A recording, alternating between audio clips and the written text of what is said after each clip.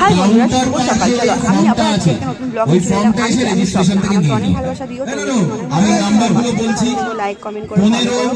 আর আমার পুরো ভিডিওটা দেখার জন্য তোমাদেরকে অসংখ্য অসংখ্য অসংখ্য ধন্যবাদ। চলো আজকে যাবো আমাদের পাড়াতে।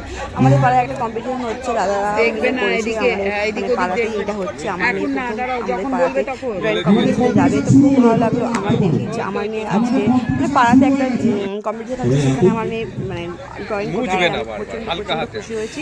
তো ছোটোবেলাতেই এরকম হতো আমাদের, দাদারা করতো, মানে কাকুরা করতো, কাকুরা এখন আর করে না, বন্ধ হয়ে গেছে। এখন পাড়া দাদারা করেছে, অনেক খুব খুব ভালো লাগলো।